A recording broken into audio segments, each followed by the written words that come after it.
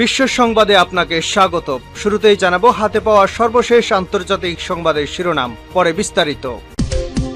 প্রথমে ইসরায়েল, ফিলিস্তিন ও ইরান যুদ্ধ চলছে। জানিয়ে দেব আমাদের হাতে থাকা সর্বশেষ গুরুত্বপূর্ণ আপডেট আন্তর্জাতিক সংবাদ। যুদ্ধ করতে চায় না সেনারা, বিপাকে নেতানিয়াহু। জানিয়ে দেব গাজা যুদ্ধের পুনরাবৃত্তি বন্ধে দ্বিরাষ্ট্রী ভিত্তিক সমাধানের অঙ্গীকার প্রয়োজন বলছে সৌদি বাদশাহ। আরো জানিয়ে দেব রাশিয়ার অব্যাহত হামলার পিছু হটতে বাধ্য হচ্ছে ইউক্রেন সেনারা। এবং আরো জানিয়ে দেব গ্রেপ্তারে আতঙ্কে নেতানিয়াহু, প্রতিরোধের চেষ্টায় যুক্তরাষ্ট্র। এদিকে আরো জানিয়ে দেব আন্দোলন ছড়ালো আরো 20 বিশ্ববিদ্যালয়, গ্রেপ্তার আরো 200 শিক্ষার্থী।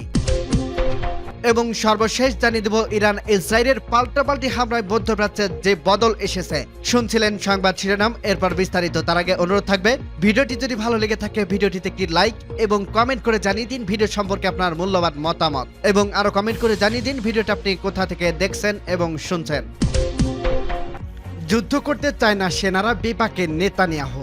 গাজায় সশস্ত্র গোষ্ঠী হামাসের সঙ্গে 6 মাসের বেশি সময় ধরে যুদ্ধ করছে ইসরায়েল। গত 7 অক্টোবর থেকে শুরু হয় এই যুদ্ধের শুরুতে ইসরায়েল বলেছিল গাজা থেকে তারা হামাসের পুরোপুরি নির্মূল করবে। এখনো তারা এই লক্ষ্যমাত্রা অর্জন করতে পারেনি। রোববার 28 এপ্রিল ইসরায়েলে স্থানীয় সংবাদ মাধ্যম চ্যানেল 20 এ প্রতিবেদনে জানিয়েছে 30 সেনার দায়িত্ব পালনে অস্বীকৃতি জানিয়েছে। প্রেটোরিয়ার রিভার্স ইউনিটের সেনারা বলছে রাফাতে অভিযান চালানোর সময় তাদের ডাকা হলে এতে সাড়া দেবেন না। প্রতিবেদনে আরো বলা হয়েছে কমান্ডাররা এসব রিজার্ভ সেনাকে দায়িত্ব যোগ দিতে জোর করবেন না। তবে এই সেনাদের যুদ্ধ করতে অস্বীকৃতি করার মাধ্যমে ফুটে উঠেছে 6 মাস ধরে যুদ্ধ করা তারা কতটা ক্লান্ত হয়ে পড়ছে।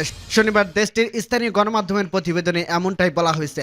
মারিফ পত্রিকার নাম প্রকাশে অনিচ্ছুক সূত্রের বরাত দিয়ে জানিয়েছে আইসিসির গ্রেপ্তারি পরোয়ানা আতঙ্কে অত্যন্ত চাপে এবং আতঙ্কের মধ্যে আছে নেতানিয়াহু। এদিকে কাল সোমবার মিশরের রাজধানী কায়রোতে যাবে হামাসের একটি প্রতিনিধি দল। তারা দখলদার ইসরায়েলের সঙ্গে জিম্মি চুক্তি নিয়ে কথা বলবেন। হামাসের কাছে থাকা জিম্মিদের সরিয়ে নিতে ইসরায়েল নতুন একটি প্রস্তাব দিয়েছে। এই প্রস্তাবটি পর্যালোচনা করে একটি সিদ্ধান্তে পৌঁছাবে হামাস। কাল কায়রোতে গিয়ে মধ্যস্থকারীদের দেশগুলোর সাথে নিজেদের সিদ্ধান্ত জানাবে তারা। ফলে আগামীকাল জানা যাবে ইসরায়েলের সঙ্গে হামাসের জিম্মি ও যুদ্ধবৃত্তি চুক্তি হবে কিনা। ইসরায়েল হুমকি দিয়েছে যদি হামাস জিম্মি চুক্তিতে রাজি না হয় তাহলে তারা রাফাতে হামলা চালাবে। এজন্য নিজেদের সব প্রস্তুতি সম্পন্ন করে রেখেছে তারা। সূত্র টাইমস অব ইসরায়েল। গাজা যুদ্ধের পুনরাবৃত্তি বন্ধে দ্বিরাষ্ট্রিক সমাধান অঙ্গীকার প্রয়োজন। সৌদি আরবের পররাষ্ট্রমন্ত্রী প্রিন্স ফয়সাল বিন ফরহাদ বলেছে ফিলিস্তিন ইসরায়েলের সংঘাতে দ্বিরাষ্ট্রিক সমাধানের সত্যিকারের অঙ্গীকারে কেবল গাজা যুদ্ধের পুনরাবৃত্তি রোধ করতে পারবে। রিয়াদে ওয়ার্ল্ড ইকোনমিক ফোরামের বিশেষ সভায় তিনি এ মন্তব্য করেন। সৌদি পররাষ্ট্রমন্ত্রী বলেন, আমরা এই অঞ্চলে কেবল চলমান সংকট সমাধানের দিকে মনোনিবেশ করতে যাচ্ছি। আমরা গাজার প্রেক্ষাপটে কিভাবে বৃহত্তর সমস্যার সমাধান করতে পারি তা দেখতে যাচ্ছে। আর তা হলো দ্বিরাষ্ট্রীয় সমাধানের প্রতি সত্যিকারের অঙ্গীকার, যা ফিলিস্তিন রাষ্ট্রের জন্য একটি অবিশ্বাসযোগ্য এবং অপরিবর্তনীয় পথ। প্রিন্স ফয়সাল বিন ফরহাদ বলেন, এটাই একমাত্র যুক্তিসঙ্গত এবং বিশ্বাসযোগ্য সমাধান যা আমাদের 2, 3 বা 4 বছর পর একই পরিস্থিতিতে ফিরে আসার জন্য নিশ্চয়তা দেবে। তিনি আরো বলেন, আন্তর্জাতিক সম্প্রদায় বিশেষ করে যেসব দেশ সবচেয়ে বেশি প্রভাবশালী এবং জাতিসংঘ নিরাপত্তা পরিষদকে এই সমাধানের বাস্তবায়নের সহায়তা করতে হবে। সৌদি আরবের পররাষ্ট্রমন্ত্রী বলেন, এটা ভালো যে আমাদের বেশিরভাগ অংশীদার এবং আন্তর্জাতিক সম্প্রদায় এই ধারণাকে সমর্থন করে। এখন সেটাকে বাস্তবায়নে রূপ দিতে হবে।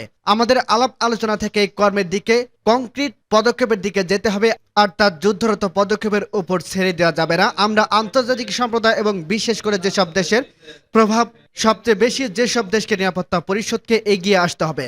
শ্রীলঙ্কার পররাষ্ট্রমন্ত্রী আলী সাবরি প্রিন্স ফয়সালের বক্তব্যের সঙ্গে একাত্মতা প্রকাশ করে বলেন, 2 রাষ্ট্রভিত্তিক সমাধান কার্যকর না হওয়া পর্যন্ত ইসরায়েল ফিলিস্তিনি সংঘাতের সমাধান হবে না।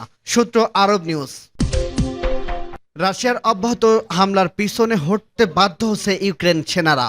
রাশিয়ার অব্যাহত হামলার রণক্ষেত্র থেকে ইউক্রেনের সেনারা পিছু হটতে বাধ্য হচ্ছে বলে জানিয়েছে দেশের সেনা প্রধান জেনারেল ওলেস্কান্দার সাইরোসকি। সোমবার 28 এপ্রিল টেলিগ্রামে দেওয়া এক পোস্টে ইউক্রেনের সেনাপ্রধান কথা বলেন। খবর বিবিসি। ইউক্রেনের সেনাপ্রধান বলেন, রাশিয়ার ক্রমাগত হামলার রণক্ষেত্র পরিস্থিতি আরো অবনতি ঘটছে, ফলে সেনারা পিছু হটতে বাধ্য হচ্ছে। রাশিয়া হামলার মুখে সাম্প্রতিক সময়ে পূর্ব ইউক্রেনের ডেনেস্কে অঞ্চলে বেশ কিছু অবস্থান থেকে সৈন্যদের প্রত্যাহার করা হয়েছে।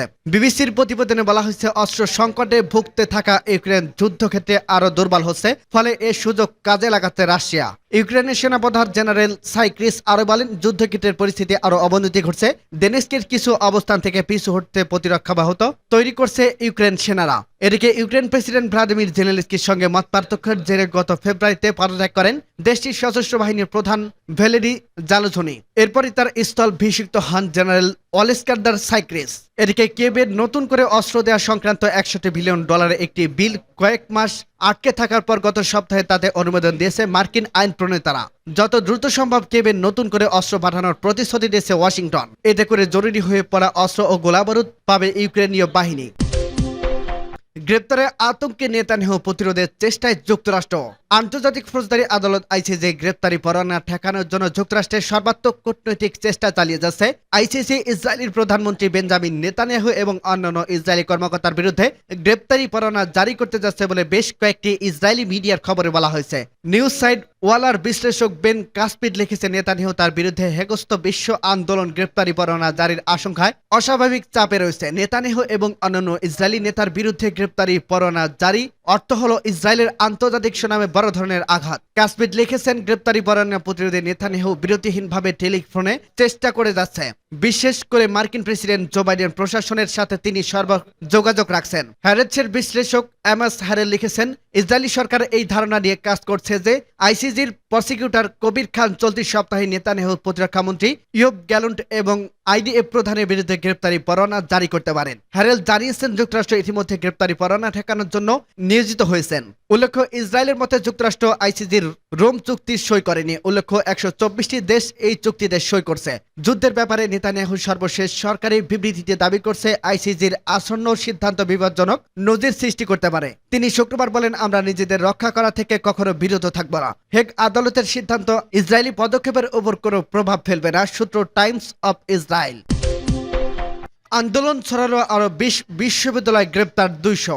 গাজায় ইসরায়েলি আগ্রাসন বন্ধের দাবিতে যুক্তরাষ্ট্রের বিশ্ববিদ্যালয় শিক্ষার্থীদের নজরবিহীন বিক্ষোভ দ্রুত বেগে ছড়িয়ে পড়ছে। নতুন করে আরো 20টির মতো বিশ্ববিদ্যালয় আন্দোলন ছড়িয়ে পড়া কর্তৃপক্ষ ব্যাপক হারে ধরপাকড় চালাচ্ছে। একদিনে আরো 200 জনকে গ্রেপ্তার করা হয়েছে। এর মধ্যে দেশটির একজন প্রেসিডেন্ট প্রার্থীও রয়েছেন। তবে আন্দোলনকারীরা বলছেন, গ্রেপ্তার অভিযানে তারা পিছু হটবে না। দাবি আদায়ে ত্যাগ স্বীকার করতে প্রস্তুত তারা। বিক্ষোভের মুখে একটি অনুষ্ঠানের পেছনের দরজা দিয়ে প্রবেশ করতে হয়েছে প্রেসিডেন্ট জো বাইডেনকে। বিক্ষোভকারীরা নিজ নিজ প্রতিষ্ঠানকে ইসরায়েলের সঙ্গে সম্পর্কযুক্ত কোম্পানি এবং ব্যক্তিদের বয়কট করার দাবি করছে। সিএনএন জানায়, মার্কিন বিশ্ববিদ্যালয় ক্যাম্পাসে শিক্ষার্থীদের বিক্ষোভ থামার সামান্য লক্ষণ দেখা যাচ্ছে না। বিক্ষোভকারীরা তাদের দাবি পূরণ না হওয়া পর্যন্ত আন্দোলন চালিয়ে যাওয়ার প্রত্যয় ব্যক্ত করছেন। শুক্রবার এনবিসি টুডের প্রতিবেদনে বলা হয়েছে, যুক্তরাষ্ট্র জুড়ে 40টির বেশি ক্যাম্পাসে বিক্ষোভ ছড়িয়ে পড়ছে। এসব ক্যাম্পাসে তাঁবু তৈরি করে গাজায় ইসরায়েলি আগ্রাসন বন্ধের দাবি করছে শিক্ষার্থীরা। শিক্ষার্থীদের পক্ষ থেকে অধিকাংশই বিক্ষোভে শান্তিপূর্ণভাবে পালন করা হচ্ছে। গার্ডিয়ানের প্রতিবেদনে বলা হয়েছে, 60-এর দশকের শেষের দিকে ভিয়েতনামের আমেরিকান আগ্রাসন বিরোধী ছাত্র বিক্ষোভের পর সম্ভবত সবচেয়ে উল্লেখযোগ্য ছাত্র আন্দোলন হচ্ছে এবার। নিউ ইয়র্ক টাইমস জানায়, স্থানীয় সময় শনিবার 4টি বিশ্ববিদ্যালয় বিক্ষোভ দমনের জন্য 2 শতাধিক শিক্ষার্থীকে গ্রেপ্তার করা হয়। North eastern university, Arizona test university, Indian university এবং সেন্ট লুইসের ওয়াশিংটন ইউনিভার্সিটি ক্যাম্পাস থেকে তাদের গ্রেপ্তার করা হয়। এসব প্রতিষ্ঠানের তাঁবু গেড়ে বিক্ষোভ করছেন শিক্ষার্থীরা। 18 এপ্রিল থেকে যুক্তরাষ্ট্রের বিশ্ববিদ্যালয়গুলোতে শুরু হওয়া আন্দোলন দমনে এখন পর্যন্ত 700-এর বেশি বিক্ষোভকারী শিক্ষার্থীকে গ্রেপ্তার করা হয়েছে। তবে তাদের বেশিরভাগকেই পরে ছেড়ে দেওয়া হয়। সেন্ট লুইসের ওয়াশিংটনে ইউনিভার্সিটির কর্মকর্তা বলছেন, শনিবার একটি বিক্ষোভ চলাকালে 80 জনের বেশি বিক্ষোভকারীকে গ্রেপ্তার করা হয়েছে। অ্যারিজোনা টেস্ট ইউনিভার্সিটিতে অনুমোদিত ক্যাম্প স্থাপন করার 59 জনকে গ্রেপ্তার করেছে পুলিশ, যাদের মধ্যে 15 জন ছাত্র। ইন্ডিয়ান ইউনিভার্সিটি ব্লুমিংটনে প্রতিবাদী ক্যাম্প গড়ে তোলার পর পুলিশ অন্তত 23 জনকে গ্রেপ্তার করছে। বোস্টনের নর্থ ইস্টার্ন ইউনিভার্সিটি ক্যাম্পাসে অনুমোদিত ছাউনি পরিষ্কার করার সময় পুলিশ প্রায় 100 জনকে আটক করছে। উদ্বিগ্ন পরিস্থিতি ইউনিভার্সিটি অব সাউদার্ন ক্যালিফোর্নিয়া ক্যাম্পাসে বাসিন্দা ছাড়া অন্যদের প্রবেশ অস্থায়ীভাবে বন্ধ করে দিয়েছে। ইরান ইসরায়েলের পাল্টাপাল্টি হামলার মধ্যপ্রাচ্যে যে বদল এসেছে।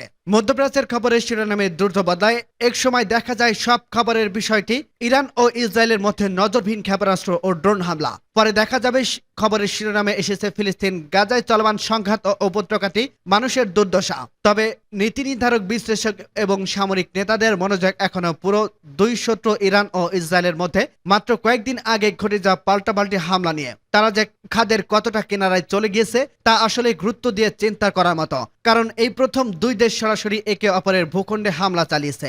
বিশ্লেষকদের অনেকেই বলছে ক্ষেপণাস্ত্র ও ড্রোন দিয়ে সম্বলিতভাবে ইরানের চালানো সবচেয়ে বড় হামলা ছিল এটি। এমনকি রাশিয়া ও ইউক্রেনের বিরুদ্ধে একসঙ্গে এত সমরাস্ত্র ব্যবহার করেনি। আর 1991 সালে সাদ্দাম হুসাইন ইসরায়েল লক্ষ্য করে স্কাড ক্ষেপণাস্ত্র ছোড়ার পর ছিল এটি দেশটির বহিরাশত্রুর সবচেয়ে বড় হামলা। 13 এপ্রিল রাতে ইসরায়েলের 3 শতাধিক ক্ষেপণাস্ত্র ও ড্রোন নিক্ষেপ করে ইরান। সেগুলোর বেশিরভাগই রুখে দেওয়ার দাবি করছে ইসরায়েল। তবে জেরুজালেমের আসাম অফিস থেকে দেখছে ইসরায়েলের প্রতিরক্ষা ব্যবস্থাগুলো ইরানি ক্ষেপণাস্ত্র ঠেকানোর সময় আকাশ কিভাবে আলোকিত হয়ে উঠছিল। কোনোভাবেই এই ক্ষেপণাস্ত্রগুলো একটি শহরের মধ্যে পড়লে ব্যাপক ক্ষয়ক্ষতি হতো। যেমন পশ্চিমা একটি নিরাপত্তা কর্মকর্তা বলেছিল, ওই সময় আমরা কতটা কাছাকাছি চলে গিয়েছিলাম তা ইসরায়েলের মানুষ বুঝতে পারেনি। সেদিন গল্পটা অনেক আলাদা হতে পারত। তবে পশ্চিমা কেউ 13 এপ্রিল ইরানের হামলা এবং এরপরে ইসরায়েলের পাল্টা হামলার মধ্যে ইতিবাচক কিছু বিষয় দেখছেন। তাদের ভাষ্যমতে ইরানের হামলা ঠেকাতে পারাটা ছিল বড় গোয়েন্দা সাফল্য। এটি ইসরায়েলের প্রতিরক্ষা মিত্রগুলোর সম্মিলিত সহযোগিতার এক চমৎকার উদাহরণ। এছাড়া ইরান ও ইসরায়েল দুই দেশের শিখেছে কিভাবে উত্তেজনা কমিয়ে আনতে হয়।